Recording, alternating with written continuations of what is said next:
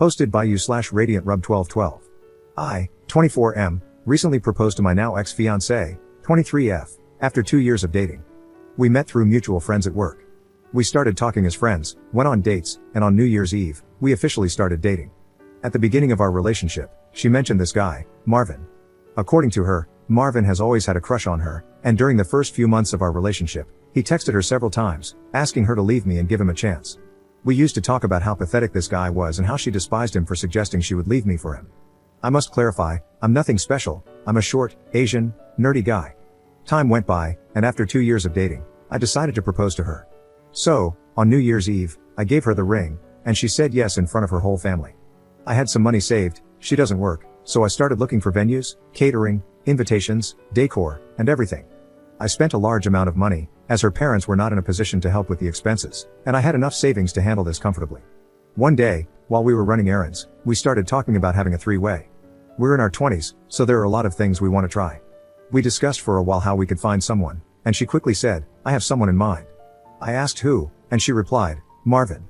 I know that was the first red flag, but I let it pass. I asked why him, and she just answered that she was physically attracted to him. I asked why she would say she hated him at first and then choose him as her first option for a three-way, and she replied it was only a one-time thing. So I told her it was okay, but we needed to talk later to set rules, limits, and I would like to talk to him personally before giving the green light. During the next couple of days, she started acting really excited, coming to me to show hotels and asking when we were going to meet with him, talking about how exciting everything was. I told her we needed to discuss things first, as it's not as easy as it sounds, and we needed to set some limits. After that, she calmed down for a day or two but then started bringing up the subject again. It reached a point where she insisted so much and brought up the topic so many times that I ended up telling her that she either needed to calm down, or the three-way wasn't going to happen. She apologized and mentioned I was right, but something still didn't feel right. That afternoon, while we were taking a nap and she was sleeping, I went through her phone and found out she had been cheating on me with him for a couple of months. They had been meeting while I was at work, and she even sent him one of those kink tests you can find online to see if his kinks matched hers. To say I was furious is an understatement.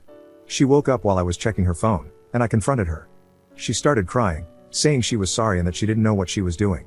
I packed my things and stormed out to stay at a hotel. That night, I got a call from her parents, accusing me of ruining the engagement and acting like a baby, saying I was the one who brought up the topic of the three-way and that their daughter wasn't at fault. I hung up without saying anything and started canceling everything I had planned for the wedding. She called me the next day, apologizing and asking me to come back. Her whole family has been sending texts, telling me to man up and insisting that I was the one at fault, urging me not to break off the engagement. Am I the jerk for canceling everything? Update 2 days later. Hey guys, thanks for everyone's advice. I appreciate both the support and the mean comments. Both perspectives were helpful. Now, let me address just a few things before I continue. My ex stopped working to go to college. We met at work, but she quit once we moved in together. Yes, my now ex-fiancé told her parents we were breaking up because I suggested the three-way and got mad when she mentioned Marvin. And her parents believed her. Yes, I needed reassurance to make sure I wasn't at fault. I've been conditioned all my life to be a doormat, so it's hard to stand up for myself. Here's the update. After reading all your messages, I reached out to my father-in-law, and we agreed to meet at a nearby mall to talk about the reasons why I broke off the engagement. I had a good relationship with him, as we both share the same interests and hobbies, so I figured we could have a conversation. We met, and even though he seemed mad, he agreed to listen. I took screenshots of the conversations my ex-fiancé had with Marvin and showed them to him. After looking at everything, he told me that my ex had given them a completely different story. According to him, my ex went to them crying, saying I was breaking the engagement because I wanted to have a three-way, and when she picked Marvin as the third, I snapped at her. He also mentioned that Marvin has been coming by to check on my ex, as she has been staying with them since we broke up. We went to my apartment and packed all of her belongings to move her out. The ring was at the apartment as well, so I kept it. We're on our way to drop everything off with her right now. I'll keep you guys updated. Second update 10 days later. Hey guys, I'm back. I know y'all have been waiting for this update. I had to create a new account because I got shadow banned on the other one. I apologize for the delay. So after picking up my ex's belongings, my father-in-law and I drove to his house. The ride there was awkward, to say the least. When we got there, we walked in, and guess who was there? Exactly, effing Marvin. They were all in the living room. My ex looked like she'd been crying for a while, Marvin was hugging her, and my mother-in-law was sitting next to her with a box of tissues. My mother-in-law saw me enter and immediately asked my father-in-law what I was doing there.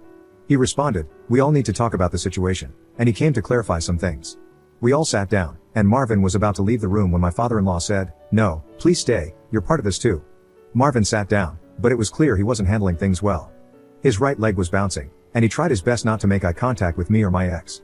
My father-in-law then started by saying that I had agreed to continue with the engagement, which made my mother-in-law and my ex smile. However, my father-in-law said I had one condition: Marvin must show him his WhatsApp conversation with my ex. At that moment, I was shocked. I was about to argue, but then I understood something. Most likely, my ex had deleted the conversation with Marvin, but there was a chance Marvin hadn't. Marvin tried to protest, but my father-in-law insisted and asked him to do this for his daughter. My ex and Marvin glanced at each other, while my mother-in-law sat silently, looking at my father-in-law. Finally, Marvin stood up and left without saying anything else. My ex started crying again, but my father-in-law told her to shut up. He said I had shown him the screenshots of their conversations and that he was disappointed to have raised a cheater. My mother-in-law was in disbelief, so I showed her the screenshots too. Both of them screamed at my ex, asking how she could do something like that, especially on top of lying to their faces.